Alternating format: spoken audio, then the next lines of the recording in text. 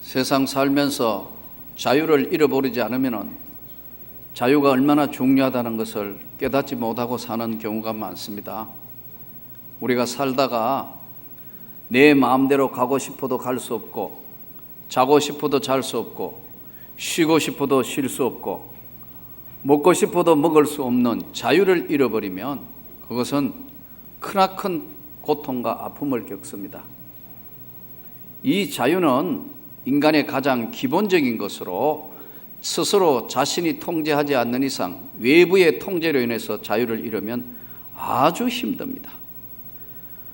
옥에 갇힌 생활이 힘든 것 중에 하나가 내 마음대로 사는 것이 아니고 외부 환경과 외부 여건이 나를 통제하기 때문에 감옥소 생활이, 교도소 생활이 힘드는 거겠죠.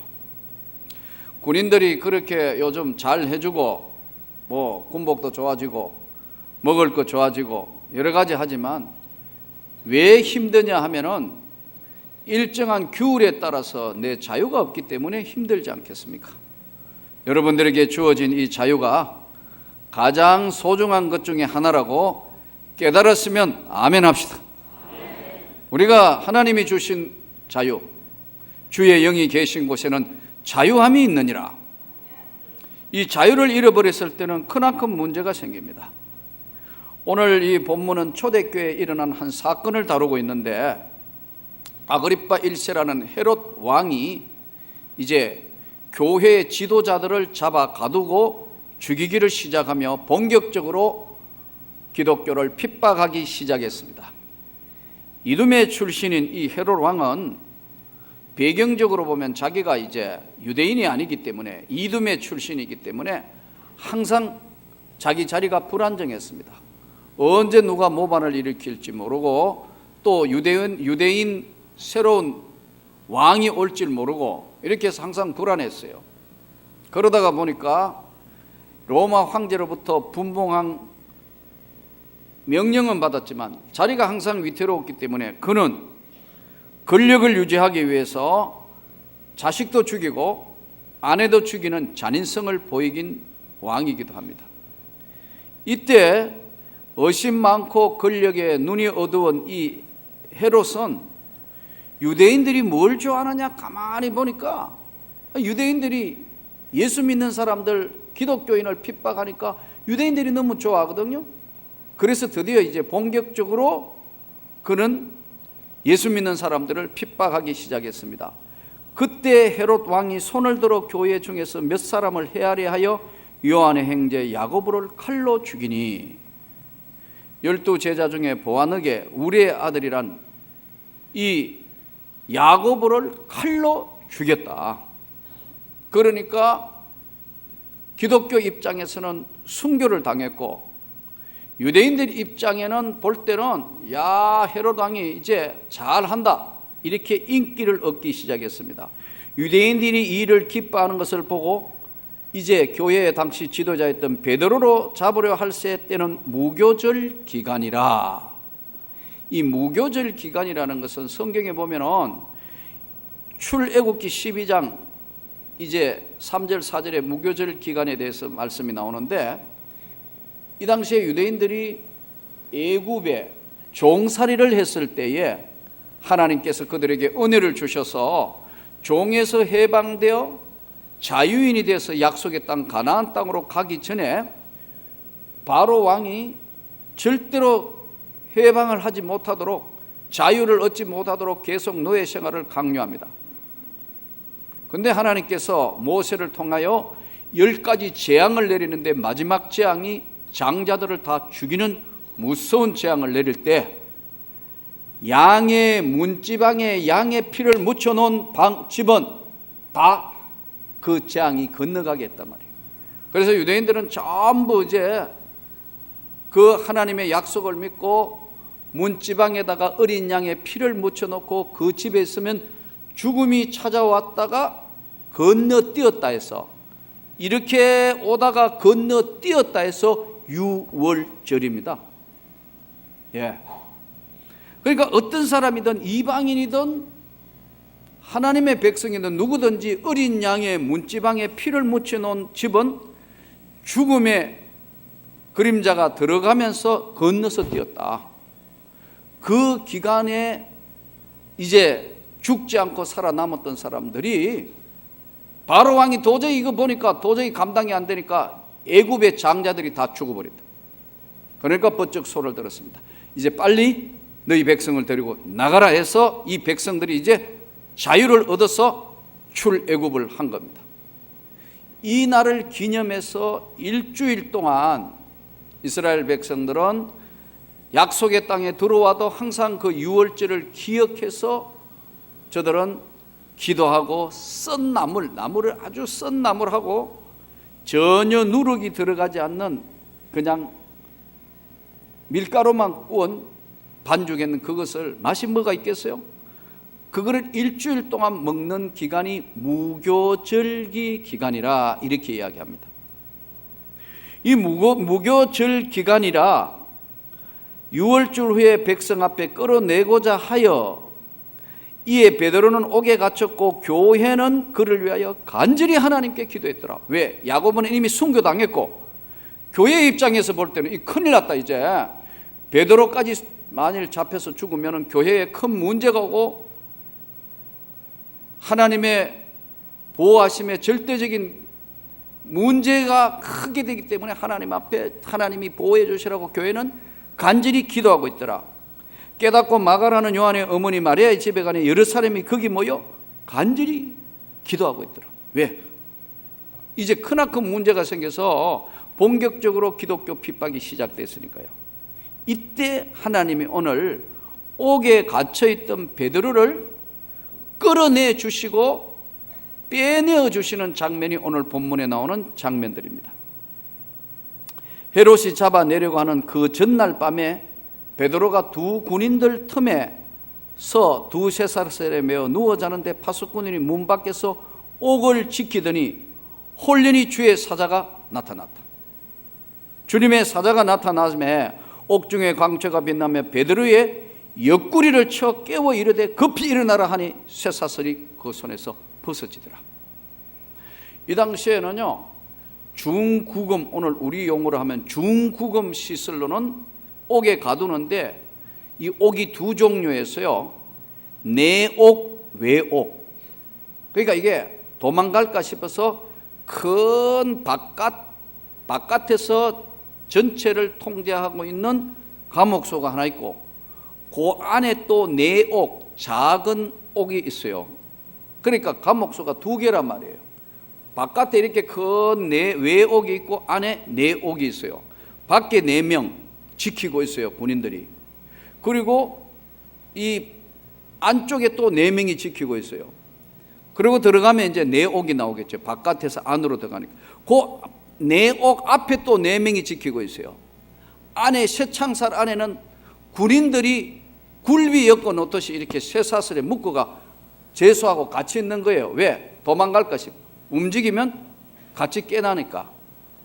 그 틈바구니에 지금 베드로는 내일 무교절 끝나면 끌고 나와서 이제 죽이려고 하는데 그날 밤에 교회는 하나님께 간절히 기도하고 있고 드디어 하나님이 그 기도를 들으시고 주의 사자를 보내서 주님께서 베드로를 지금 깨워주는 장면입니다.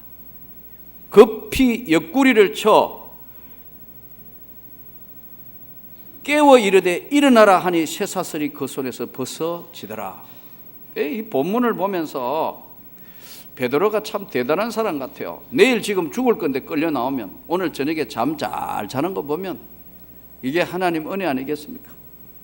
내일 지금 밖에 나와가지고 죽는데 오늘처럼 편안하게 지금 잠자고 있는 베드로의 모습을 한번 보세요. 여러분 같으면 잠들 수 있겠어요? 내일 이제 죽는 날인데 근데 베드로가 지금 잠이 들어있다. 급히 옆구리를 쳐서 하나님이 그의 사자를 보내서 깨어 일어났는데 일어나라, 신발 신어. 신발을 신고 겉옷을 입으라. 겉옷을 입고 나오는데 사람들이 지키고 있는데 모르게 바깥 문이 열려지고 또 외옥이 열려지고 이제 밖에 나와가지고 정신을 차려가지고 볼 때까지는 베드로도 오늘 본문에 보면 꿈인가 생신가, 이 베드로가 나와서 따라갈새 천사가 하는 것을 생시인 줄 알지 못하고 환상을 보는가 하더라. 첫째와 둘째 파수를 지나 쇠문에 이르니 문이 저절로 열리는지라. 한 거리를 지나매 천사가 떠나더라. 베드로가 정신이 들어 이르되 내가 이제야 참으로 주께서 그의 천사를 보내어 나를 벗어나게 하는 줄 알았다. 그래가지고 이제 드디어 나타나서 밖에 나와가 정신을 차려보니까 아, 내가 지금 나왔구나. 베드로가 갈 데가 어디 있겠어요? 깨닫고 마가라는 집에, 마가다락방, 지금 마가 집에 가가지고 문을 막 두드리니까 이제 이 본문 뒤쪽으로 보면은 로데라는 계제베이가 망보고 있다가 보니까 유대인들이 찾아왔거나 아니면은 헤롯 군사와가 또 잡혀갈까 지금 겁나가지고 구석방에 모여가 지금 계속 기도하고 있는데 문을 두드리니까 로데라는 계제바이가 나와가 이렇게 문 사이로 보니까 베드로가 나타났다. 놀래가지고 기도하고 있는 사람한테 와가지고 베드로가 왔습니다. 베드로가 왔습니다. 그러니까 야, 베드로가 지금 교도소 안에 있는 베드로가 어떻게 나타나? 너 미쳤나? 기도는 지금 살려주세요. 베드로를 나오게 해주세요. 해놔놓고 베드로 나타나니까 아니 베드로가 진짜 왔다니까 미쳤다 이거. 말도 안 돼. 내가 뭐 잘못 봤지? 이래 된 겁니다. 아니 진짜요. 이랬더니 정말 그런데 더 큰 소리로 막 해서 문을 열고 베드로가 나타나는 겁니다. 오늘 본 사건을 통해서 우리가 사실 기도를 열심히 하지만 확신이 없는 기도를 많이 해요. 솔직히 여러분 어때요? 이 초대교회 사람들도 하나님이 베드로를 살려주시라고 간절히 기도하고 있었지만 실제로 나타나기 전까지는 그건 잘못 본 거다, 아니다 이렇게 됐다는 거예요. 여러분 오늘 우리가 참 이 믿을 수 없는 이 사실을 보고 베드로 본인이 얼마나 간절히 기도했겠어요. 하나님 저를 이 죽음의 사제에서 건져주십시오. 기도한 본인도 확신이 없고 전 교회가 기도하고 있었는데 진짜 나타나기까지 확신이 없고 망본 계제바의 하인도 확신이 없어요. 우리가 오늘 기도하고 확신이 있다는 거 얼마나 중요한지 몰라요. 여러분 불신앙적인 것, 의심적인 것, 그리고 잘못된 것 이야기 들으면요 그게 확실하게 믿어져요. 건강진단서 멀쩡한 사람 보고 오진애가 당신 이거 큰 문제가 있습니다 이러면 그때부터 아파요. 이렇다고 인간이라는 게 의심의 영은 빨리 돌아요. 안 떠나요. 인간이라는 게 별 수 없어요. 우리가 열심히 기도하지만 열심히 기도해놓고 그것도 확신이라는 것이 그게 잘 믿을 수가 없어요. 오늘 본문을 통해서 우리에게 주신 첫 번째 메시지가 믿고 기도하면 반드시 들어주리라. 그래서 믿고 기도한다는 게 그렇게 쉬운 게 아니라는 거죠. 그리고 믿고 기도하는 거. 기도하지만 별로 확신이 없어요. 어느 병원에 아마 근사님이 한 분이 진단 검사를 받았는데 정밀 검사를 해볼 필요가 있다. 이래서 아마 종합병원에 검사를 받으러 간 것 같아요. 종합병원에 검사를 받으러 갔는데 제가 신체 검사해 보니까 정밀 검사를 했는데 제가 괜찮을까요? 근데 이제 그 담당 의사한테 전화가 와서 병원장이 급히 오라고. 그 병원장이 자리를 비우는 동안 차트를 보니까 소근암이라고 이렇게 써놨대요. 그러니까 이제 한 몇 분 만에 돌아왔는데 제가 무슨 암이지요? 이렇게 물어요. 그러니까 의사 선생님 말이 걸쳐라. 제 이름이 소근암입니다. 그게 이제 지리짐작하고 그래 되는 거예요. 여러분 건사 별 소양이 없어요. 웃는 장로님들도 똑같아요. 아니 전화는 저도 어떨 땐 똑같아져요. 왜냐하면 의심스러운 거나 불안한 것이나 이런 것은요, 머릿속에 딱 돌아서 우리를 딱 장악해 버려요. 그렇기 때문에 열심히 기도하고 간절히 구하지만 기도에 대한 확신이 부족하다. 오늘 베드로도 그랬고 로데도 그랬고 기도하고 있는 교인들도 그랬다. 그러나 우리가 알아야 할 것은 기도의 응답을, 기도의 능력을 절대로 과소평가해서 안 돼요. 잘못하면 우리는 기도하고 있지만 본인이 기도에 대한 확신이 없을 때가 많다니까요. 그래서 기도는 뿌리가 있어요. 기도의 뿌리가 내려지도록 기도해야 돼요. 조금 기도하다가 기도 응답될 만할 때 그때 끝내는 사람 많아요. 기도의 뿌리가 내려지도록, 기도의 능력이 나타나도록 끝까지 기도해야 합니다, 여러분. 이 기도가 뿌리를 내릴 수 있도록, 기도는 나의 능력이나 우리의 능력이 아니에요. 기도는 하나님의 역사의 손을 움직이기 때문에 이런 역사가 성경에 나타난 거예요. 우리도 똑같아요. 그래서 오늘도 기도는 여러분 뿌리가 있습니다.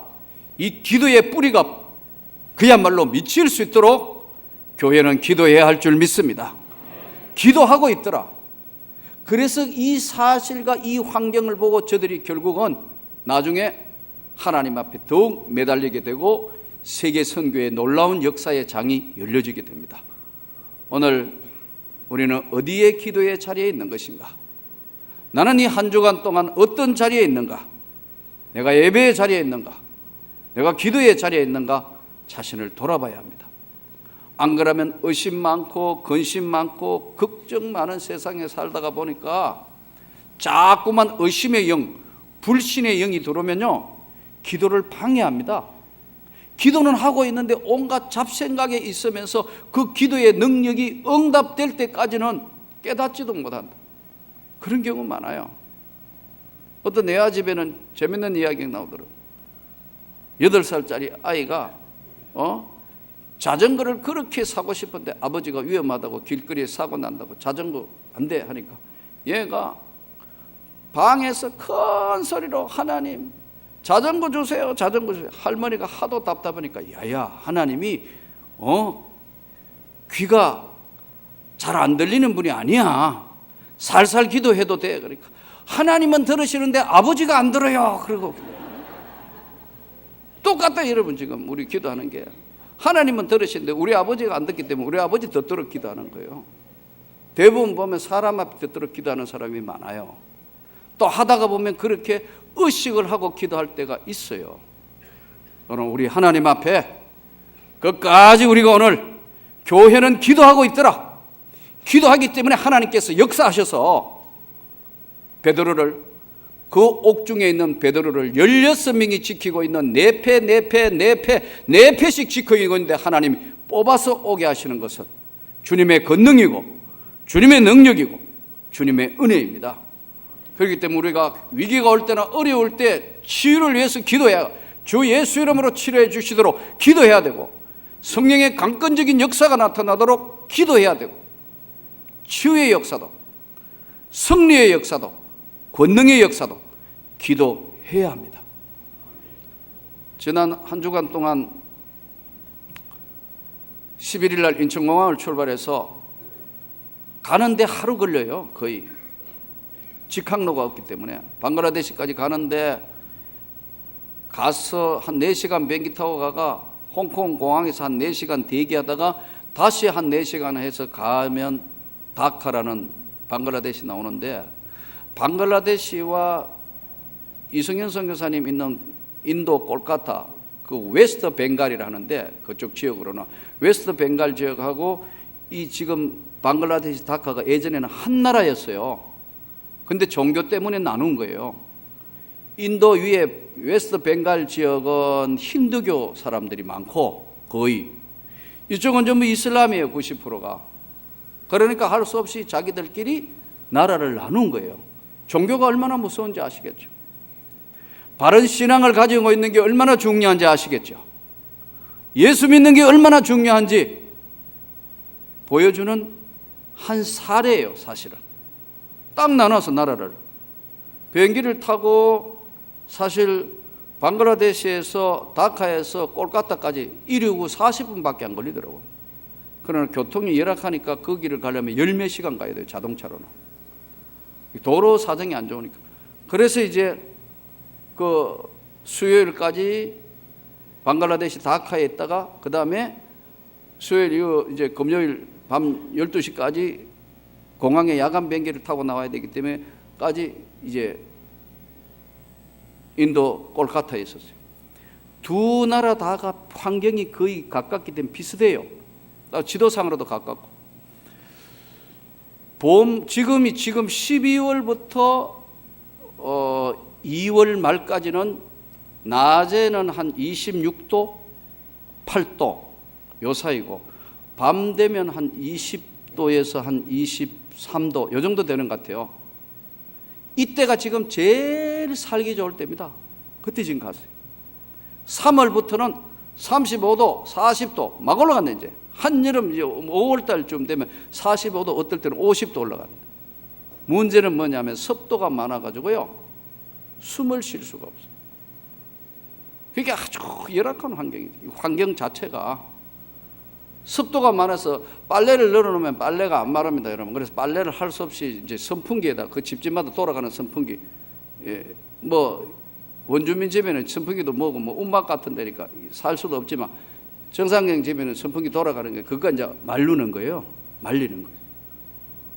50도, 45도 생각해봐요. 얼마나 더운가. 숨을 쉴 수 없는 습도, 한정탕 열기가 그 정도로 한번 대충 보면 우리 한정탕 들어가면 한 43도, 45도 그렇잖아요. 그대로 나라 전체가 그런데 제일 좋은 때가. 그런데 제일 좋을 때는 또 뭐가 문제냐? 모기가 문제. 모기 10마리 중에 하나는 댕기열이라는 걸 가지고 있는, 열병을 가지고 있는 모기한테 쏘이면 한 달 반 들어 누워 있어요. 감기처럼 오가지고 온몸이 뭐 비틀리고 이래가지고 하니까 이 모기도 너무 더우니까 모기가 힘을 못 써요. 근데 요 지금 시원할 기간에 1년 내에 빨아먹을 피를 다 빨아먹으러 오는 거라. 우리는 이번에 외국인이 가시니까 외제 왔다고 따라오니까 이게 죽을 지경이에요. 비행기 안에서 여러분 모기를 몇 마리 잡아요? 14마리 잡아서 비행기 안에서. 세상에 그런 게 어디 있어? 비행기 안에 지금 박수 치고 막 이게 야단이 이게 지금. 왜냐면 하도 달라드니까 나중에 뜯기다가 에이 물든지 말든지 마음대로 해라 지금 덮어서. 그래서 왔어요. 비행기 안이 그 지경이니까. 열악한 공항이니까 공항 안에도 이건 뭐 모기가 하도 설치니까. 그래서 이제 선교사들은 그쪽 지역에서 신고식이라 하는데 거의 한번 모기한테 한 번씩은 열병 앓는 거예요.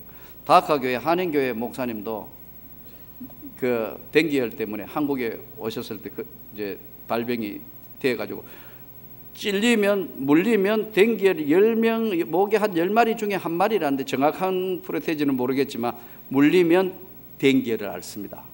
물렸다고 또 다 아는 게 아니고 면역성이 좋을 때는 그런데 몸이 면역이 떨어졌을 때 만일에 그 물리면 발병하는 거예요. 그러면 이제 들어 누워야 돼. 한 달 반. 그래서 다카교회 한인교회 목사님이 한 주일 동안 오라면 병원 누워 있다더라고요. 가깝잖아요. 아주 그냥 사경을 헤매면서 그냥 문명사회에서는 이게 댕기열은 현대의학으로 약이 없어요. 예방약도 없고요, 치료약도 없고 그냥 열만 내려앉히는 거예요. 열만 오르면 열. 근데 현지인들은 열을 내릴 수 있는 방법이 없으니까 만일에 발병해가 하면 거의 죽는 거예요. 그러니까 선교사들은 그걸 신고식이라 하는데 이번에 우리 김종란 선교사님이 한 두서너 달 전에 이게 감기인 줄 알았는데 나중에 알고 보니까 이게 댕기열이라는데 마지막에 열 것이 확 피면서 이제 빠져나갔다는데 많이 수척하더라고. 그래서 이제 그 모기 때하고 그 다음에 문제가 뭐냐? 이 도로가 많이 파여져 있기 때문에 한 2개월, 3개월 동안 비 한 방울 안 내려요. 그러니까 건기인데 건기되니까 먼지가 얼마나 많은지. 이 목이 쇠해서 잠을 잘 잘 수가 없어요. 코하고 목이 쇠하고 아주 열악한 환경입니다. 근데 또 이제 거기서 복음을 전하러 가는 지역은 더 이제 지금 우리가 교회 세우려는 지역 이제 그쪽 아래쪽으로 내려가면 더 열악하겠죠. 그래서 이제 좀 더 내려가서 지금 잘 상황을 판단해서 하도록 일임을 해주고 왔는데, 와서 거기서 이제 예배 드리고 세례식 하고 뭐 그렇게 하고 세례하고 이제 아픈 환자들 제가 가서 기도해주고 뭐 그렇게 했는데 참 아주 열악해요. 그리고 우리 이제 선교사님이 하고 있는, 이따가 오후에 선교 보고를 하겠습니다만 그 상황을 보니까 그게 참 기가 막혀요. 가서 예배를, 가정 신방 예배를 드리는데 참 가슴이 아프더라고. 내 대신 나가고 우리를 대신해서 이곳에 있다는 이 자체만은 해도 대단한 거다. 이 이민족 속에 섞여서 하고 있는 이 자체가 대단한 거다. 그래서 이제 또 콜카타에 올라가서는 전부 이제 선교사들, 또 다카에도 선교사들 불러, 선교사들도 대부분 다 한 번씩 다 병을 앓은 사람들이 많더라고. 콜카타에 올라가서 들은 동기들, 우리 동기들 중에 하나는 강남이 선교사라고, 저 세상이 감당 안 되는 거기서 또 1300km 떨어져 있는 웨스트 벵갈 끝쪽에 미얀마 국경 지역이 밀림에서 거의 전기도 없는데 거기 10개월 정도 밀림에 가서 이제 그 밀림 사람들 복음화 시켜가지고 현지 목사 만들어서 선교하고 있는 강남이 선교사도 이번에 오시더라고. 10개월은 밀림에 들어가 있고 2개월은 콜카타에 있는데 사모님하고 떨어져 있으면서 이제 해요. 왜냐하면 같이 할 수가 없기 때문에 열악해서. 그래서 와서 같이 식사도 하고 너무너무 좋아하더라고요. 또 우리 동기 선교사 중에 여자 선교사 하나는 나보다 한 살 적은데 거기서 학교를 하고 있어요. 콜카타에서. 그 시골에 가가 현지인들이 하도 흉흉하니까, 위험하니까 밤에는 개를 많이 키우고, 개가 우리 선교사를 보호하고 있어. 그래서 이제 밥 먹으러 이제 식당에 대접한다 해서 제가 왔다 하니까 이제 선교사들이 아이들하고 한 20명 가까이 식사를 했는데 이제 같이 왔는데 얼마나 고생하고 팍상 늙었는지. 나보다 한 살 적은데 우리 집 사람이 나이가 한 살 적은데 80 할머니 같다. 예. 그러니까 이게 참 정말 열악한 그런 환경 가운데 이제 복음을 전하는데, 이성현 선교사님 집에서 가서 이제 예배를 드리는데 제가 파송할 때 부탁을 했어요. 집은 좀 좋은 데 살아라. 딴 건 모르겠는데 파송교회 담임 목사와 파송하고 있는 우리 당회와 온 교회가 만일에 거기 가가 아프거나 사고 나거나 환자의 문제가 생기면 우리 그까지 쫓아가야 되고 여러 가지 복잡하다. 그러니까 제발 집은 좀 안전한 데 살아라. 도덕과 강도가 와가지고요, 도덕이 와가 어떤 선교사 집에는 이 안식년 나와 있을 동안 도덕이 와가 물건 다 훔쳐가고 냉장고고 뭐고 다 훔쳐가고 그 집에 도덕이 살아요. 그게 무슨 도덕이야, 강도도 아니고. 근데 현주 주민이 알지만 말을 안 한다니까. 경찰도 아예 거기 살았는데 살아. 도덕도 아니고 강도도 아니고 그 산다니까. 거기 이게 뭐예요? 이런 열악한 환경이기 때문에 제가 부탁을 했어요. 절대 파송교회 걱정 안 되도록 선교사들이 모여 사는데 좀 보안과 안전이 되는 데 보내라. 내가 명령을 했고 부탁을 했기 때문에 그래도 조금 좋은 여건에서 그 아파트에서 그 열악한데 나가서는 활동을 해도 들어와서는 쉬어야 이게 오래 장기간 선교를 하는 거다. 그래서 이제 가서 이렇게 보니까 이성현 선교사님 가정에서 예배를 드리는데 정말 눈물이 나더라고요. 김종란 선교사님 가정에도 더 말할 것도 없고 이제 목사님 왔다 해서 가정 예배를 아이들하고 드리는데, 우리 이성현 선교사님 장인어른이 하던 말이 기억이 나요. 우리 그 이성현 선교사님 장인어른이 서울 노예에 소속된 어느 큰 교회 수석 장로입니다. 이번에 은퇴하시죠. 수석 장로입니다. 그 장모님은 이제 그 학교 교사로 명예퇴직했고요. 파송하기 전에 저한테 그런 이야기를 하더라고. 목사님, 그게 사모님이 아주 곱게 기른 딸이에요. 그 자기는 평생에 기도를 했대요. 이 딸 좋은데 시집가러 기도를 했는데 하나님 절대로 목사는 안 만나게 해주세요. 이게 첫 번째 기도예요. 그런데 어디 데려온 게 목사를 데려왔대요. 그래서 아무리 말려도 안 돼가 두 번째 하나님 절대 선교사는 안 만나게 해주세요. 근데 또 선교사까지 되었대요. 그래서 자기는 처음에는 너무너무 막 교회에서 선교사 보낼 때는 주여 감사합니다 했는데 내 딸이 간다 생각하니까 밥맛도 없고 참 머리가 아프던데